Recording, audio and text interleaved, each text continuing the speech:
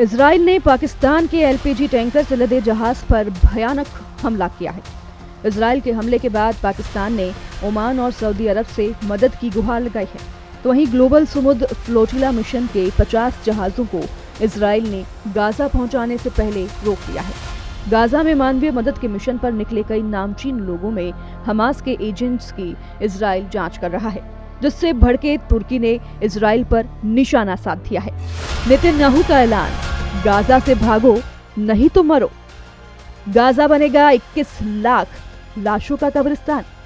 Hamas पर Trump का भयानक हमला शुरू। गाजा में फट रहा एक बम अब अमेरिका को डरा रहा है। इजराइल के भयानक हमले ट्रंप की दिल की धड़कनें बढ़ा रहे हैं। ट्रंप बहुत ज्यादा बेचैन हैं। उनकी टेंशन बढ़ती जा रही है। हमास कोई जवाब नहीं दे रहा। ट्रंप ने 3 से 4 दिन का अल्टीमेटम दिया है, लेकिन हमास सस्पेंस बनाए हुए है। व्हाइट हाउस में हमास के सफाई का प्लान तैयार हो रहा है। ट्रंप अब हमास को पूरी तरह से मटियामेट कर सकते हैं। हमास पर ट्रंप के शांति समझौते को मानने का जबरदस्त प्रेशर है। हमास में समझौते को लेकर 2 फाड़ भी हो गया है, मगर लड़ाका ग्रुप अब भी झुकने को तैयार नहीं है, जिसे देखते हुए ट्रंप ने आक्रमण की रणनीति पर काम शुरू कर दिया है। व्हाइट हाउस प्रेस सचिव कैरोलिन लिविच ने इशारों में बताया है कि ट्रंप किस कदर भड़के हुए हैं। व्हाइट हाउस में सेंसिटिव मीटिंग चल रही है। इधर इजराइल है कि पूरे गाजा की सफाई शुरू कर चुका है। इजराइल ने धमकी दी है कि 1 अक्टूबर के बाद गाजा में जो भी मिला उसे आतंकी करार देकर जहन्नुम भेज दिया जाएगा। मतलब ये कि गाजा में इजराइल अब किसी को भी रहने नहीं देगा। जो भी गाजा में इजराइल सेना को मिला उसकी खोपड़ी उड़ा दी जाएगी। ये धमकी किसी और ने नहीं, इजराइल के रक्षा मंत्री ने सोशल मीडिया पोस्ट कर दी है। इजराइल काद्स ने सोशल पोस्ट पर धमकी में लिखा कि ये उनके लिए आखिरी मौका है। जो कोई भी गाजा शहर में रुकेगा उसे आतंकी समर्थक माना जाएगा और उन्हें इजराइल के हमलों की पूरी ताकत का सामना करना पड़ेगा।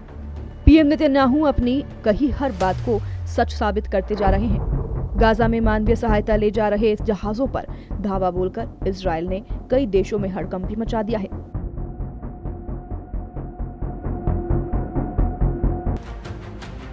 द ग्लोबल समुद्र फ्लोटिला नाम के समुद्री जहाजों के काफिले को इजराइल ने गाजा पहुंचने से पहले रोका।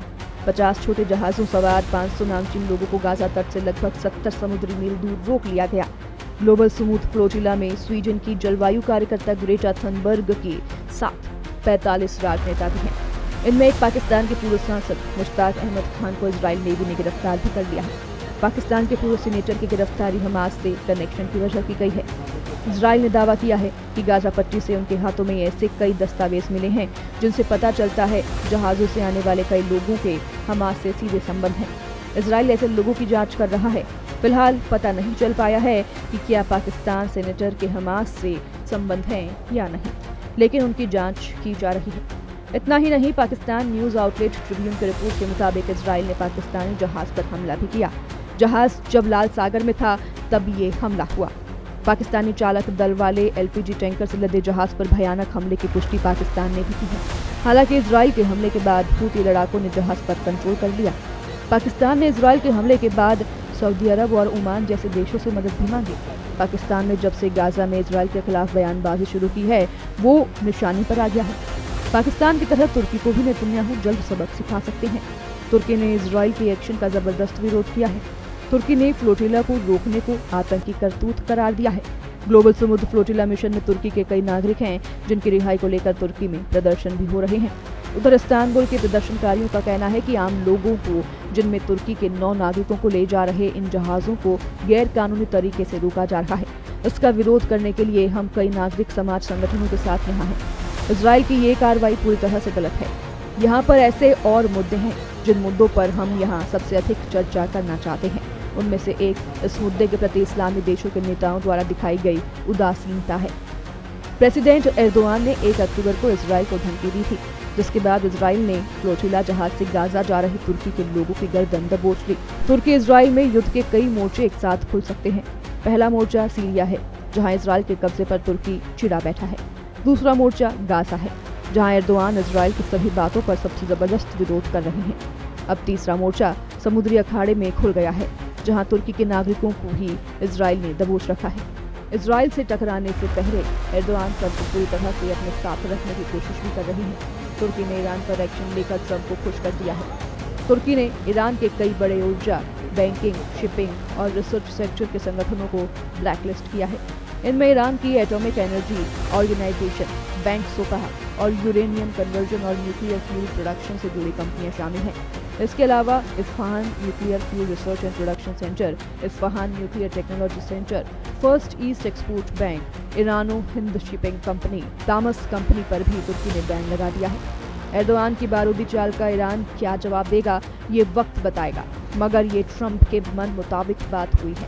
प्रेसिडेंट ट्रंप पाकिस्तान को भी तुर्की जैसे ही अपने इशारों पर चलने का ऑफर दे रहे हैं। ट्रंप पाकिस्तान पर इजराइल को मान्यता देने का प्रेशर बना रहे हैं। पाकिस्तान अभी तक इजराइल को मान्यता नहीं देता है, लेकिन ट्रंप चाहते हैं कि पाकिस्तान भी खाड़ी देशों जैसे अब्राहम अकॉर्ड में शामिल हो।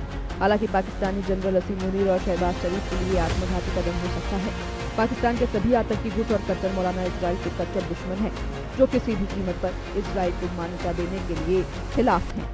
वैसे भी पाकिस्तान में हालात बेहद खराब होते जा रहे हैं। बलूचिस्तान के बाद अब कब्जे वाले कश्मीर में पाकिस्तानी सेना की पिटाई हो रही है। पाकिस्तान के कब्जे वाले कश्मीर में विद्रोह इस कदर विस्फोटक है कि मुनीर आर्मी को दौड़ा दौड़ा कर पीटा जा रहा है। जिस पाकिस्तान ने इजराइल हमास युद्ध में दखल दिया, वो खुद ही जलने लगा है। अगर कहीं इजराइल ने इस मौके का फायदा उठाया तो पड़ोसी देश कई टुकड़ों में बच सकता है।